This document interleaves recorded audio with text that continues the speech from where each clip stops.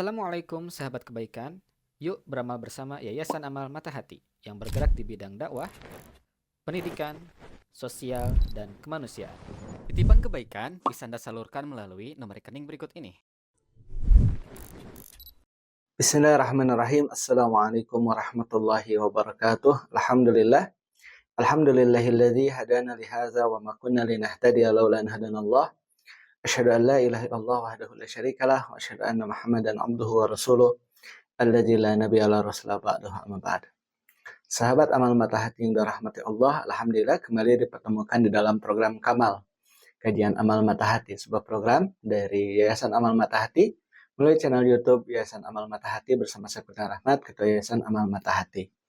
Dan pada hari ini kita akan melanjutkan kajian Tazkiyatun Nafas pada pertemuan yang ketiga dengan judul yaitu langkah pertama Tazkiyatun Nafas, ya, mengenali diri sendiri. Ini bagaimana caranya kita untuk mensucikan diri? Yang pertama adalah tentu dengan mengenali diri kita sendiri, ya. Dan ini bisa sahabat akses juga artikelnya di amalmatahati.id, ya. Baik.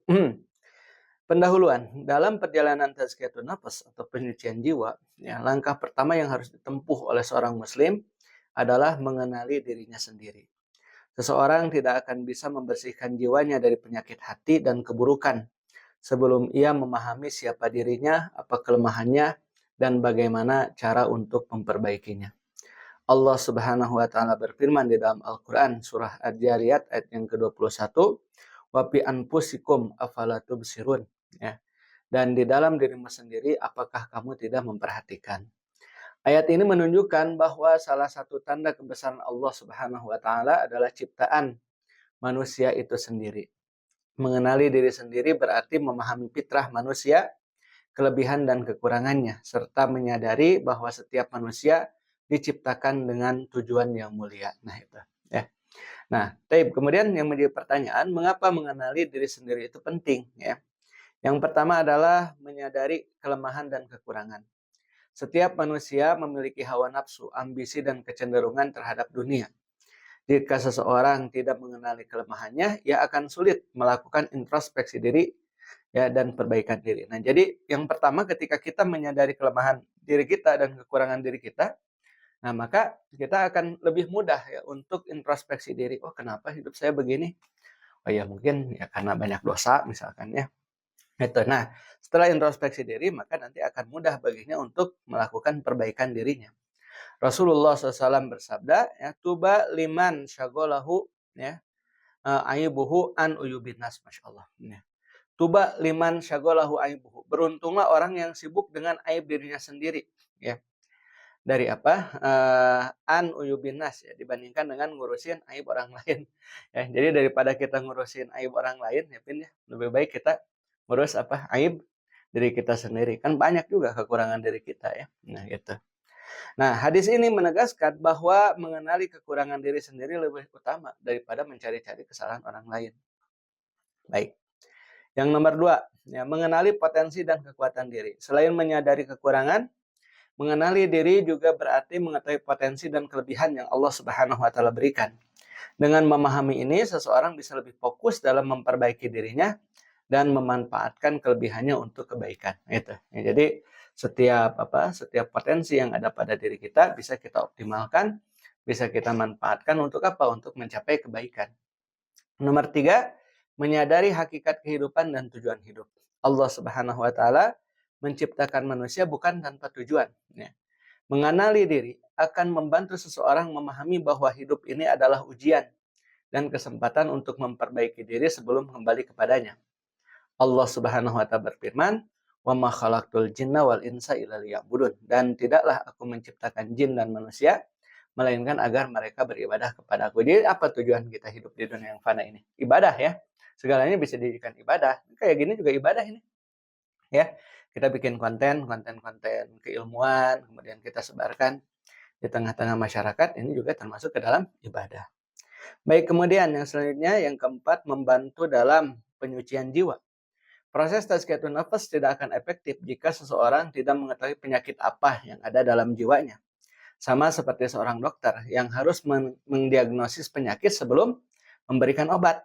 seorang muslim harus memahami sifat buruk yang ada dalam dirinya sebelum berusaha untuk menyucikannya. Nah, kemudian bagaimana cara mengenali diri sendiri? Yang pertama muhasabah, ya. Evaluasi diri secara rutin. Allah Subhanahu wa taala berfirman, "Ya ayyuhalladzina amanu taqullaha wal tanzur nafsum ma qaddamat lighad." Ya. Wattaqullaha innallaha khabirum bima ta'malun. Wahai orang-orang yang beriman, bertakwalah kepada Allah dan hendaklah setiap diri memperhatikan apa yang telah diperbuatnya untuk hari esok. Bertakwalah kepada Allah. Sungguh Allah Maha mengetahui apa yang kamu kerjakan. Surat Al-Hasyr ayat 18.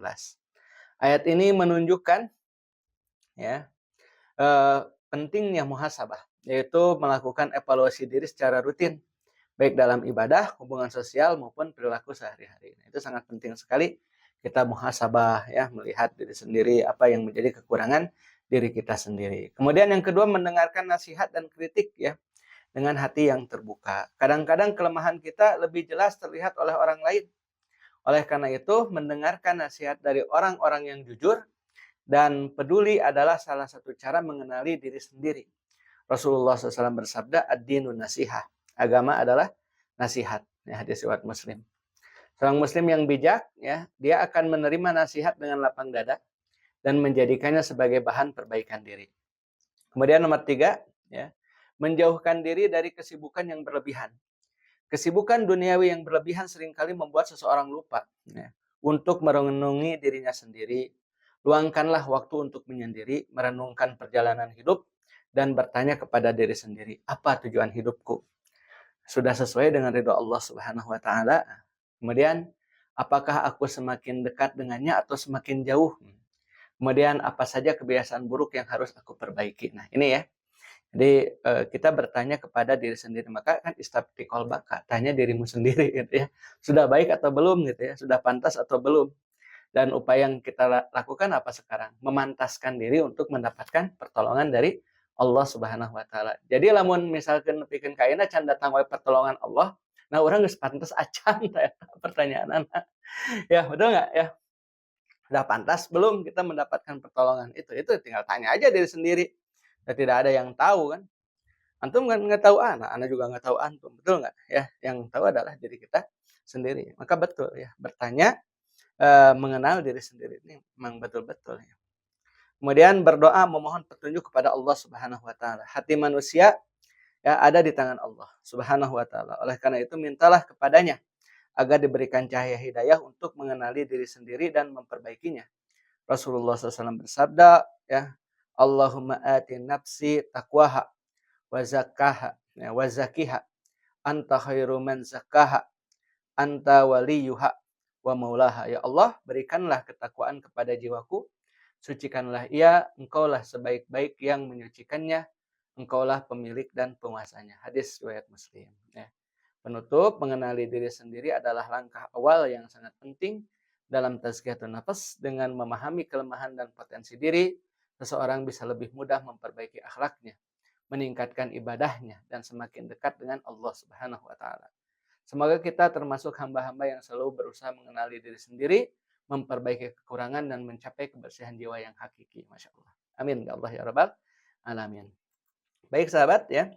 Nah, kami di Yayasan Amal Mata Hati ada program-program ya, membangun pesantren, kemudian juga ada infak rutin operasional pesantren Maki ya, kemudian juga program sosial dan kemanusiaan, bahkan pada Palestina. Nah, pada sahabat yang ikut berkontribusi boleh ya, bisa menyalurkan donasinya ya, di program donasi kami. Nah, ini salurkan donasi terbaik Anda ya, baik berupa zakat, infak, sedekah, ataupun wakaf ya untuk kebaikan umat yang bisa melalui rekening Bank Syariah Indonesia dengan nomor rekening 704966227 atau Bank Mandiri dengan nomor rekening 1310041220122. Sahabat yang mau pakai QRIS juga bisa ya. Tinggal di scan saja QRIS yang ada di website kami ya, amalmateri.id, dan sahabat bisa baru berinfak sedekah itu mulai bahkan dari Rp1 ya. Rp1 jadi jariah insyaallah ya. Tapi itu saja dulu ya untuk pertemuan ketiga dalam kajian Tazkiyatun Nafas, yaitu langkah pertama Tazkiyatun Nafas, mengenali diri sendiri. Mudah-mudahan bermanfaat bagi kita semua. Ala kulli hal, saya Kunama undur diri. Subhanakallahumma bihamdika asyhadu an la ilaha illa anta astaghfiruka wa atubu ilaik. Assalamualaikum warahmatullahi wabarakatuh.